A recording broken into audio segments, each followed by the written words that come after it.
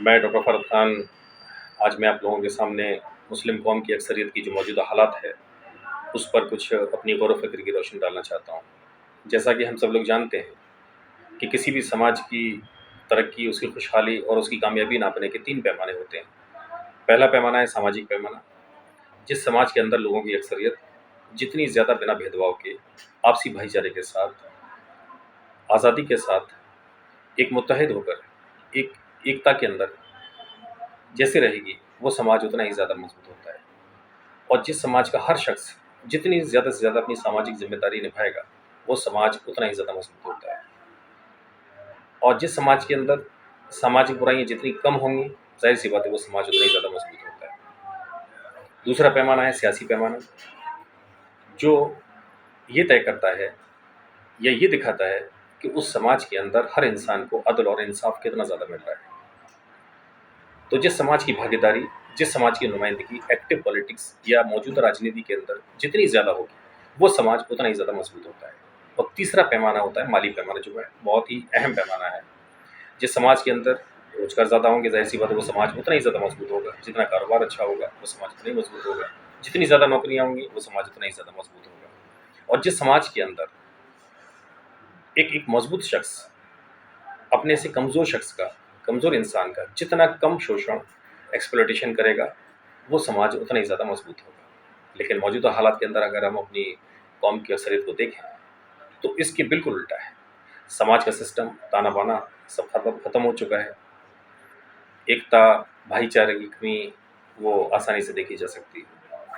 مالی اعتبار سے دیکھیں تو زبردست بے روزگاری ہے، لوگ قرض میں ڈوب رہے ہیں۔ لوگوں کو اندر اپنی بنیادی ضرورتیں، صحت، کھانا پینا، تعلیم، ان سب کی بہت زیادہ ان کے لیے اپنی جدوجہد کرنی پڑ رہی ہے، بہت زیادہ مشکلیں آ رہی ہیں۔ سیاسی اعتبار سے دیکھیے تو بالکل ہی ختم، کوئی نمائندگی نہیں۔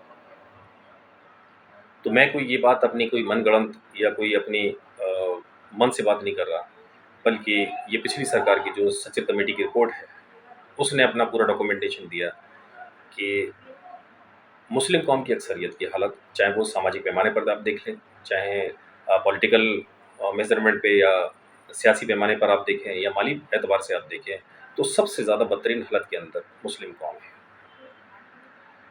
اور بدقسمتی سے سچر کمیٹی کے اس سرٹیفکیٹ کو ہم جیسے دانشور لوگ یا جو سماجک نمائندگی ہیں، جو مذہبی نمائندے ہیں یا جو سیاسی نمائندے ہیں، سب نے مل کر کے اس سرٹیفکیٹ کو اپنے گلے کے اندر ڈال دیا۔ اور جب سے لے کر کے اب تک اس سرٹیفکیٹ کو ہم اپنے گلے کے اندر ڈال کر کے گھوم رہے ہیں۔ کسی بھی سنگٹھن نے، کسی بھی آرگنائزیشن نے، کسی بھی سنستھا نے یا کسی بھی انڈیویجول، چاہے وہ پولیٹیکل ہو چاہے وہ سوشل ہو، کسی نے بھی اس تمغے کو اپنے گلے سے اتارنے کی کوشش اب تک نہیں کی۔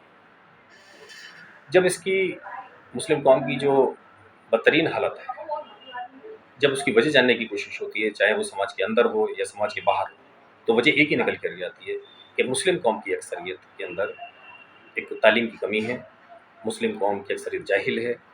اسی وجہ سے یہ حالت اتنے دیکھنے پڑ رہے ہیں۔ تو آخر وجہ کچھ بھی ہو، لیکن اس کا سولوشن کیا ہے، اس کی ریمیڈی ہے کیا، اس کا علاج ہے کیا؟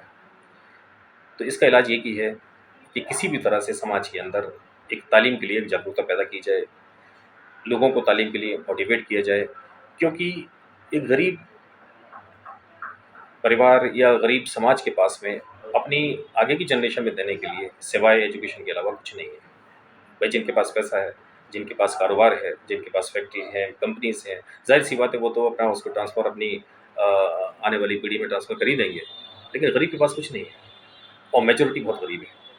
تو اسی لیے ایجوکیشن ایک best tool for socio economic development, کہ اس کو ہم لوگ ایک اوزار کی طرح سے استعمال کریں اور سماج کو اس کے لیے اویئر کریں، موٹیویٹ کریں کہ وہ تعلیم کی روشنی سماج کے اندر پھیلے۔